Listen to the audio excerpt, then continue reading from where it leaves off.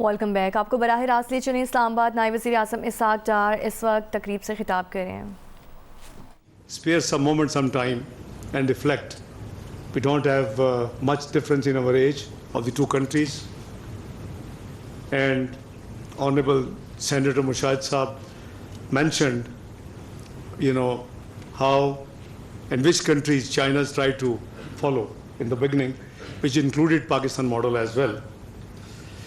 There's a separate discussion sometime, what goes wrong in this country. I think we will certainly have another discussion, but with reference to today's event, I would say this monumental journey inspired by Chinese, countless nations across the world who actually wish to now follow China. Over the past 75 years, New China has created a remarkable course, reaching unprecedented milestones in every sphere of life and contributing to a better world. Again, one of the Honorable Speaker has explained the different phases. Mushahid Sahab says he went first time 50 years ago when he was in FC College. Yes. So, those of you who have been to China in different phases, and particularly in the last few years, I think the speed of revolution and transformation, what I have witnessed in last couple of decades, is of the light speed. It's unbelievable. You simply cannot comprehend that such a speed can be possible in certain country. We have been witnessing all leg pulling from a certain part of the globe. His Excellency Ambassador said they're second biggest economy. Absolutely right. I have no doubt they're going to be the biggest economy in due course. Inshallah.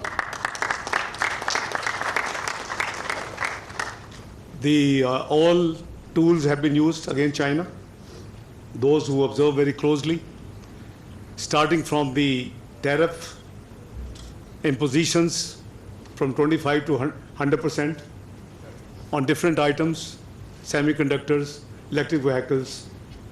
But mark my words, I have a very clear, the speed I have seen in Chinese development and progress testifies that it's not too long when China will become the super economic power. Absolutely. Ladies and gentlemen, through the visionary leadership of the Communist Party of China, the country has not only eradicated extreme poverty, as explained and given numbers by Honorable Ambassador here, but also elevated the quality of life for its citizens and pioneered advancements across various sectors. Now, at one time, Chinese labor was considered to be very economical. I don't use the word cheap. And that's why the many industries of the world actually located from the West in China. You will be surprised to know that the per capita income and the living style has gone so high in the last decade. Pakistan labor has become cheaper than China now. Nepal labor has come cheaper than China. Bangladesh labor has come cheaper than China. That's why there was a huge discussion just 6-7 years ago of relocation of a lot of Chinese labor-intensive industries in these countries. Pakistan was one of the best candidates. I'll come to that in a minute. The sadful story of Pakistan. We take off and we just fell repeatedly. So that was the best time, 2016-17, when Jetro was saying that Pakistan is likely to be the second choicest place for foreign direct investment. When the international rating agencies were frequently upgrading your ratings. When the Morgan Stanley and the other countries were saying that forget about neighbor, look at Pakistan for investment. Anyway, it's never too late. So historically, I think we have still space, in my opinion. I'm very optimist Some people say I'm born an optimist, but my experience also says optimism, hope must prevail. Because we have not seen once, but multiple times Pakistan rising, and then the political instabilities and the domestic conspiracies just take Pakistan to a negative direction. From space exploration to artificial intelligence, medical science, green development, and cutting-edge technologies, China's transformation from an agrarian society to an economic powerhouse of the world has reshaped the global economic landscape. With its GDP risen over 17 trillion US dollars today, Chinese journey stands as a testament to its unyielding pursuit of prosperity. Excellencies, ladies and gentlemen, Pakistan sees China as a key factor for peace, stability, and fairness in world affairs, and I mean it, what I'm saying. China's peaceful rise has contributed to stability in global political and economic landscapes, enhanced the structure of global governance. It has strengthened the role of multilateral diplomacy, and there's so many positive things you can see and experience when you study the China's 75 years of growth. Importantly, China's proactive leadership in addressing climate change has galvanized international climate action. With its investments in renewable and green energy, as well as its pledge to achieve carbon neutrality by 2060, China sets a standard for sustainable development that resonates globally. Those of you who have traveled to China in the last few years, just about 7-8 years ago, when you would go to Beijing, there would be so much pollution you can see. In just 5 to 6 years, I've just been in the last 2 years few times, and I'll be going soon again, Excellency. I'll be joining President of Pakistan in his dialogue with President Xi on 7th and 8th. That's another reason why I'm here. And it's amazing. It's all clear, blue sky now in Beijing. It's really impressive that if you intend to do something, if you have a resolve, you can make it. And China has shown it. I was really happy and pleasantly surprised in such a short time, just 4 or 5 years ago, and now how Beijing, environment issue has totally disappeared.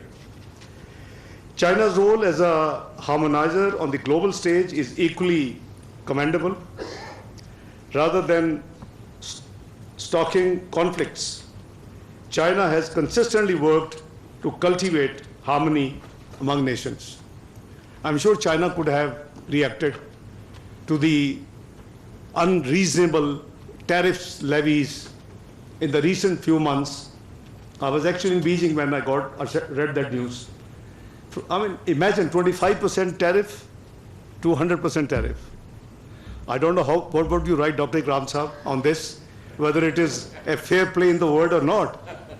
But that's what happened. I read in China, I was on an official visit with Prime Minister. And I could not believe that, this can also happen. This is nothing but politics. An unfair way to stop somebody to be achieving, which in my opinion, they will achieve one day. Yes. The humbleness, the hard effort, the commitment, the dedication with which the Chinese leadership work, I don't see it's going to be too long away when they will be achieving this thing. This dedication, as I said, to peaceful coexistence is evident in its historic mediation role between, couple of countries of this global south. They have been extreme rivals. China had played a great role, and they had brought them closer. You see, this is the role of leadership.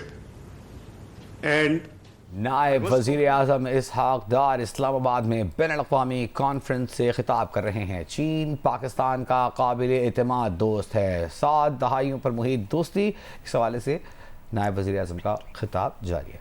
अहम खबर आपको देंगे, supreme court में जजेस की तादाद में इजाफे से मुताल्लिक़ बिल कौमी असम्बली में जुमे को पेश किया जाएगा। पार्लिमानी ज़राए के मुताबिक सुप्रीम कोर्ट में जजेस की तादाद 17 से बढ़ाकर 23 की जाएगी। सुप्रीम कोर्ट चीफ जस्टिस समेत 23 जजेस पर मुश्तमिल होगी। जजेस की तादाद बढ़ाने का बिल हुकूमत की जानिब से पेश किया जाएगा। बिल निजी कार्रवाई के दिन बैरिस्टर दानियाल चौधरी पहले ही पेश कर चुके हैं। ज़राए का कहना है कि प्रैक्टिस एंड प्रोसीजर एक्ट में भी तरमीम पर मुशावरत जारी है। बिल की मंजूरी के लिए कौमी असम्बली इजलास में जुम्मे तक तौसी कर दी गई है, जबकि तरमीम शुदा शेड्यूल के मुताबिक आज इजलास ख़त्म हो जाना था। तो सुप्रीम कोर्ट में जजेस की तादाद में इजाफे से मुतालिक बिल कौमी असम्बली में जुम्मे को पेश किया जाएगा।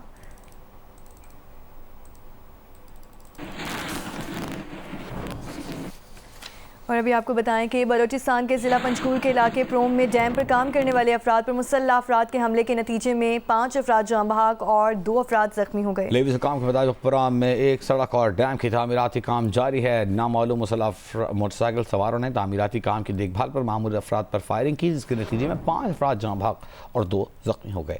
जाँ बहक अफराद में से 3 का ताल्लुक पंजगुर के मुख्तलिफ इलाकों से था, 1 का ताल्लुक क्वेटा जबकि 1 का सूबाई सिंध से बताया जाता है।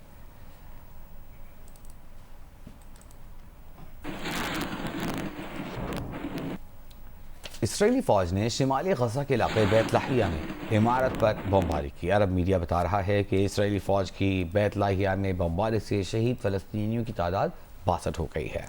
आपको बताएं कि इसराइली फ़ौज ने शिमाली गजा के इलाके बैतलाहिया में इमारत पर बमबारी की है और अरब मीडिया की जानिब से बताया गया कि इसराइली फ़ौज की बैतलाहिया में बमबारी से शहीद फ़लस्तीनियों की तादाद 62 हो गई। अरब मीडिया के मुताबिक इसराइली फ़ौज ने बैतलाहिया में अबू नसर ख़ानदान की 5 मंजिला इमारत पर बमबारी की है। और तहरीक इंसाफ ने पंजाब इलेक्शन ट्रिब्यूनल्स तश्कील का फैसला चैलेंज कर दिया है। रहनुमा तहरीक इंसाफ सलमान अकरम राजा ने सुप्रीम कोर्ट के 30 सितंबर के फैसले पर नज़रसानी दरख्वास्त दायर कर दी। दरख्वास्त में सुप्रीम कोर्ट के 30 सितंबर के फैसले पर नज़रसानी की इस्तदा की गई है।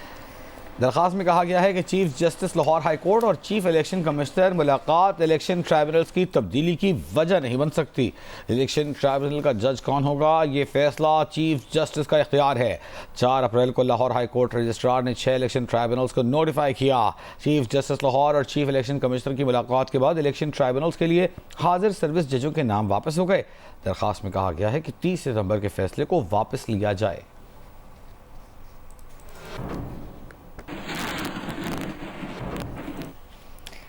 और अभी आपको बताएं कि क्रिकेटर फ़खर जमान के भाई ने प्लेयर एजेंट से राहें जुदा करने की सोशल मीडिया पोस्ट कुछ देर के बाद डिलीट कर दी है। हमारे साथ मौजूद है नुमाइंदा जीनियस सोहेल इमरान। सोहेल, बताइएगा, ये प्लेयर एजेंट तो बड़े तगड़े लग रहे हैं। पहले ऐसे वक्त में ट्वीट किया जब फ़खर जमान मैदान में मौजूद थे, बाबर आजम को भी फ़ायदा हो रहा था उस ट्वीट से, और अब जब उनके भाई ने ट्वीट किया है तो वो ट्वीट भी शायद दबाव डालकर वापस ले लिया गया है। बहुत दिन लगे फ़खर जमान को ये कहने में, बल्कि उनकी जानिब से कहा भी नहीं गया कि मेरा इस ट्वीट से कोई ताल्लुक नहीं है। जी बिल्कुल ऐसा ही है, क्योंकि उस ट्वीट की वजह से फखर जमान को खासी मुश्किलात का सामना करना पड़ा। ना वो टीम में सिलेक्ट हो सके, ना ही उन्हें सेंट्रल कॉन्ट्रैक्ट मिला। और इसका इजहार चेयरमैन पीसीबी मोहसिन नकवी ने भी प्रेस कॉन्फ्रेंस में किया था कि एक तो उनका फिटनेस का मसला तो है ही है, लेकिन उसके साथ उनके सोशल मीडिया बयान का भी मसला है। अब डेवलपमेंट ये हुई थी कि गुज़िश्ता रोज उनके भाई गौहर जमान ने ये अपना सोशल मीडिया पर अपना एक पोस्ट डाली जिसमें लिखा कि उनका उस कंपनी के साथ अब कोई ताल्लुक नहीं है, जिसकी बुनियाद के ऊपर हमने स्टोरी भी की और तमाम तरह से हमने उसकी तसल्ली भी की कि ये अकाउंट उन्हीं का था और उसी अकाउंट को फखर जमान भी फॉलो कर रहे थे। तमाम तस्दीक के बाद जब हमने इस खबर को दिया कि इसके पीछे चीज क्या थी, और वो उस कंपनी ने उस वक्त के ऊपर सोशल मीडिया पर पोस्ट डाली फखर जमान की, जो कि मुनासिब वक्त भी था। और मुबैना तौर पर और करीबी ज़राए भी फखर जमान के यही कहते हैं कि किसी को फायदा पहुंचाने के लिए उन्हें इस मुश्किल में फंसाया गया। उसके बाद उन्हीं से राहें जुदा करने का फैसला किया, लेकिन क्योंकि खासे अरसे से वो हैंडल कर रहे हैं प्लेयर एजेंट जो हैं फखर जमान को भी और दीगर पाकिस्तान के नामी गिरामी खिलाड़ी उस कंपनी के साथ हैं, तो डेफिनेटली ये दबाव पड़ा है और वो भी हमने तस्दीक कर ली है। तो उनसे दरख्वास्त भी की गई थी। वही प्लेयर एजेंट एक के बाद एक जो कप्तान पाकिस्तानी टीम का बन रहा है, उनके एजेंट भी हैं। बहुत शुक्रिया आपका सोहेल इमरान, हमें तफसील से आगाह कर रहे थे।